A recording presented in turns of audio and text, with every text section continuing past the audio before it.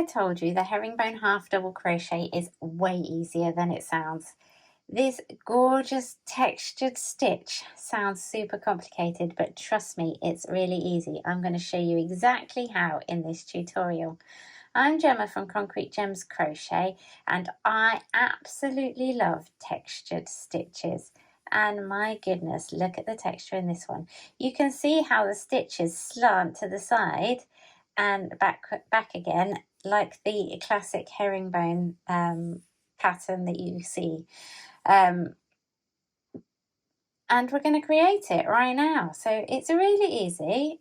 It's basically like a normal half double crochet, apart from there's one tiny extra little step, which is a slip stitch, and we all know how to do slip stitches, right? So we start with a foundation chain, and you can make your chain any length you like.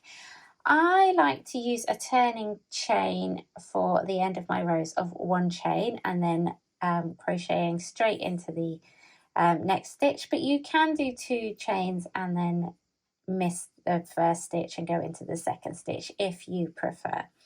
I'm going to show you now how to do the stitch, and then I'll go to the end of the row and show you the turn as well.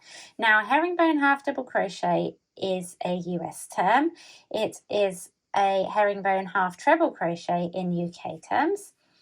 And the thing that you need to be aware of in herringbone half double crochet is that you get this zigzaggy type pattern because you are turning and working in rows. So working in the round will not get the same effect for this stitch. Okay, so we're going to start by yarning over. Insert your hook into the next stitch. Yarn over. So this is exactly like a half double crochet so far. So yarn over and pull through.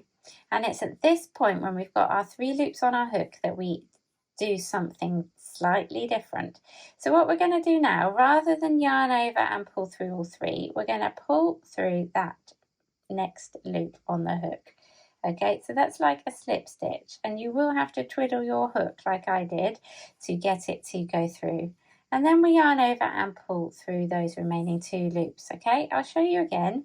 Yarn over, insert into the stitch, yarn over and pull through, and then pull through the first loop. You see how I turn my hook to pull through like that, and then yarn over and pull through the next 2. And that is it really. It's a really straightforward stitch, and it creates the most stunning stitch patterns. It's great for all sorts of crochet work, whether it's blankets, garments, homeware. You can use it in all sorts of things, and I'll be using it in my summer landscapes crochet picture set, which is coming out hopefully in not too long, in time for the summer. You can see that sometimes it's a bit fiddly to get through that second stitch with a slip stitch, but definitely turning your hook like I have really helps. Oops, it doesn't help that I'm looking at it through the camera. Right, we're at the end of the row there. Let's just have a count. I've got 18, 2, 4, 6, 8, 10, 12, 14, 16, 18. So that is the end of the row. And you can see your row ends will end up a bit zigzaggy as well, but that's completely fine. Okay, so you turn and then you chain 1. This is what I was saying before. Chain 1 and work straight into that first stitch. I find that means that you've got less gaps at the end than if you did a chain 2 and then worked into the next stitch.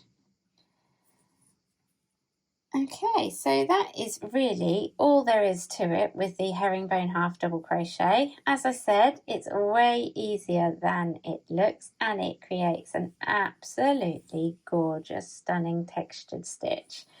I really hope you're going to give it a go. I'd love to know what you're going to use it for. And do check out my other crochet videos here on YouTube too. Thank you very much for watching, and come and see me again soon. Bye for now.